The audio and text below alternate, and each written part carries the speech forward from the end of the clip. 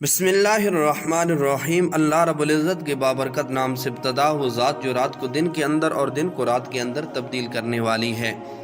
सभी नाज़रीन को चिश्ती वॉइस चैनल में दिल की अथाह गहराइयों से खुश आमदीद। कैसे हैं आप सब? उम्मीद है सब खैर व आफियत से होंगे।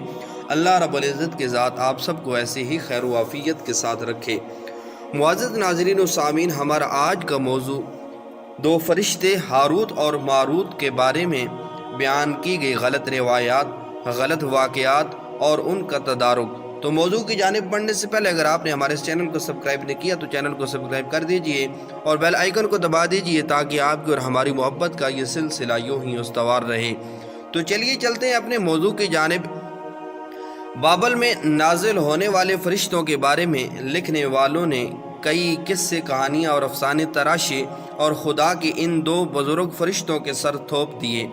खत्ता कि इन्हें खराफात और इंसानों का उन्वान बना दिया गया और मामला यहाँ तक पहुँचा कि किसी दानिशमंद के लिए इस तारीख़ी वाक़या की तहकीक और मुतालिया बहुत मुश्किल हो गया। लेकिन जो कुछ ज़्यादा सही नज़र आता है और अक़ली और तारीख़ी लिहाज से सही है, नीज़ मसादिर हदीस के मुताबिक है, हम यहाँ पेश करते हैं। सरजमीन बाबल पर सहर और जादूगरी अपने कमाल को पहुंच चुकी थी और लोगों की परेशानी और तकलीफ़ का बायस बन चुकी थी। खुदा ने दो फरिश्तों को इंसानी सूरत में मामूर किया कि वो जादू के अवामिल और उसे बातिल करने का तरीका लोगों को सिखाएं ताकि वो जादूगरों के फसाद और शर से महफूज रह सकें।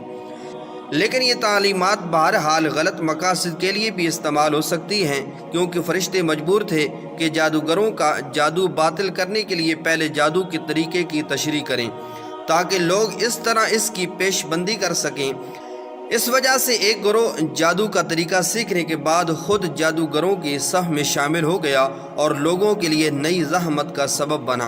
हालांकि वो फरिश्ते लोगों को तंबीह करते थे और इनके लिए सराहतन कहते थे कि ये तुम्हारे लिए एक तरह की आजमाइश है, और यहाँ तक कहा कि इससे गलत फ़ायदा उठाना एक तरह का कुफ्र है। लेकिन फिर भी वो लोग ऐसे कामों में पड़ गए जो इंसानों के लिए ज़रर और नुकसान का बायस थे। जो कुछ हमने ऊपर बयान किया वो बहुत सी अहादीस और इस्लामी मसादिर से लिया गया और अक्लो मंतक से भी इसकी हम आंगी आश्कार है। मिन जुमला इसकी एक हदीस वो भी है जो अयून अखबार रज़ा में है, एक तरीक़ से ख़ुद इमाम अली बिन मूसा रज़ा से और दूसरे तरीक़ से इमाम हसन अस्करी से मनकूल है। यह हदीस वाज़े तौर पर इस मफ़हूम की तायद करती है, लेकिन अफसोस से कहना पड़ता है कि बाद मुअर्रिखीन और दारुल मुआरिफ लिखने वाले हजरात, यहाँ तक कि बाद मुफस्सिरीन भी इस ज़िमर में जाली इंसानों के ज़ेर असर आ गए। बाद लोगों में खुदा के इन दो मासूम फरिश्तों के बारे में जो कुछ मशहूर है इन्होंने भी जिक्र कर दिया। कहा जाता है कि वो दो फरिश्ते थे, खुदा ने इन्हें ज़मीन पर इसलिए भेजा ताकि इन्हें मालूम हो जाए कि अगर वो इंसानों की जगह होते तो वो भी गुनाह से न बच पाते और खुदा की नाफरमानी करते। लिहाजा वो दोनों भी ज़मीन पर उतरने के बाद बड़े गुनाहों के मुर्तकिब हुए। इसके साथ ही सितारा ज़ोहरा के बारे में भी अफसाना तराशा गया। ये तमाम चीज़ें खराफात और बेबुनियाद बकवास हैं। कुरान इन उमूर से पाक है।